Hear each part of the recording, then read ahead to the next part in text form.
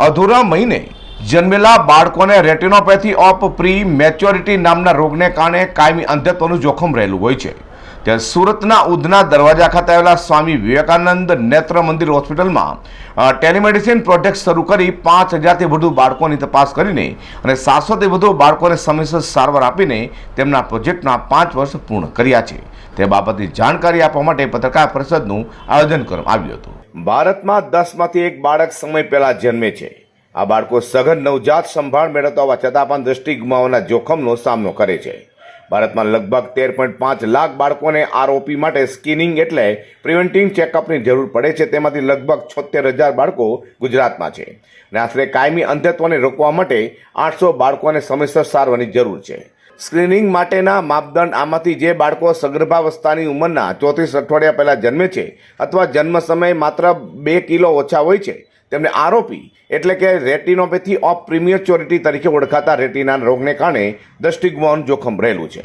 અંધત્વને રોકવા માટેની ચાવી એ છે કે જ્યારે તેઓ દાખલ થાય અથવા તેમના વતનમાં હોય ત્યારે એનએનઆઈસીયુમાં જીવનમાં 20-30 દિવસની અંદર જ જોખમમાં રહેલા તમામ બાળકોની સમયસર તપાસ કરવી। ઉધના દરવાજા ખાતે આવેલા સ્વામી વિવેકાનંદ નેત્ર મંદિર હોસ્પિટલ એટલે કે SVNMD ડોક્ટર રેખા સિંગલ જે વિટ્રોયો રેટિના અને આરઓપી સર્જન છે તેઓએ 2019માં ટેલિમેડિસિન પ્રોજેક્ટ શરૂ કર્યું હતું જેથી દક્ષિણ ગુજરાતના તમામ બાળકો સુધી સાપ્તાહિક ધોરણે રોગનું સમયસર નિદાન થાય અને સારવાર કરી શકાય તેવા બાળકોને ઓળખી શકાય।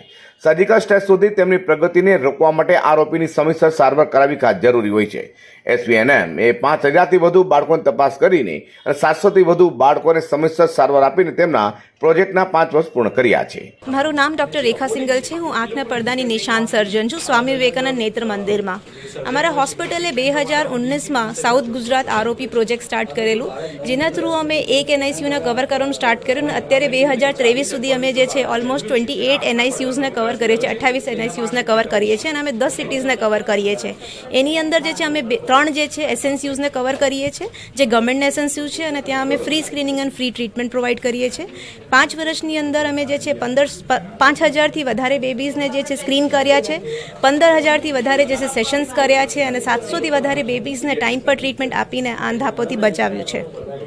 આજના દિવસે અમે આ પ્રોગ્રામને જે છે એક્સપેન્ડ કરવા માંગીએ છીએ અને અમે એનું રીનેમ કરીને જે છે દિવ્ય દૃષ્ટિ આરઓપી પ્રોગ્રામ જે છે લોન્ચ કર્યું છે જેની અંતર્ગત અમે ગુજરાતના બધા એસએનસીયુઝને કવર કરવા માંગીએ છીએ અને ત્યાંના દરેક બેબીને જે છે ટાઈમ પર સ્ક્રીનિંગ કરીને ટાઈમ પર ટ્રીટમેન્ટ આપવા માંગીએ છીએ।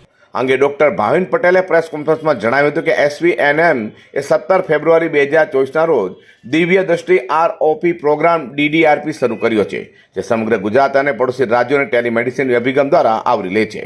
આ કાર્યક્રમનું મિશન પશ્ચિમ ભારતમાં આરઓપીને કારણે અટકાવી શકાય તેમાં અંધત્વને નાબૂદ કરવાનું છે।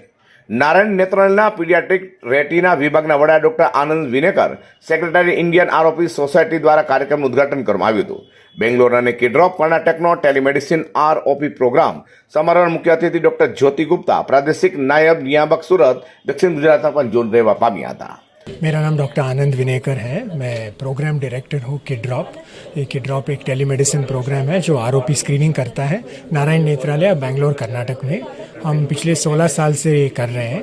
ये बीमारी हम जो देख रहे हैं नवजात शिशु जो प्रीमेच्योर बच्चे होते हैं उनमें हम करते हैं और वो 2 किलो से कम या 34 हफ्ते से कम जन्म होने वाले बच्चों में ऑलमोस्ट 40% बच्चों में ये बीमारी हो सकती है और जिनमें ये बीमारी होती है 5 या 10% बच्चों को इलाज की ज़रूरत होती है।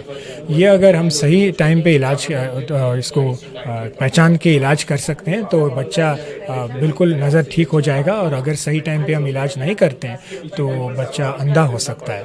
और अभी तक कर्नाटक में हमने ऑलमोस्ट 2.5 लाख बच्चों से ऊपर स्क्रीनिंग किया है और 4200 बच्चों का इलाज किया है और ये मॉडल हम काफ़ी बाकी स्टेट्स में और बाकी कंट्रीज़ में भी हम ट्रेनिंग के तौर पे कर रहे हैं। सब पेरेंट्स जो ये ट्रीटमेंट के लिए डिले करते हैं तो उनको क्या मैसेज देना चाहेंगे? मैं सिर्फ ये कहना चाहूँगा कि अगर आपका बच्चा 2 किलो के कम वज़न में जन्म हुआ है या 34 हफ्ते से कम जन्म हुआ है तो बच्चा 30 दिन होने से पहले आंख का नस का जांच करवाएं, और वो भी कोई आरओपी स्पेशलिस्ट के साथ।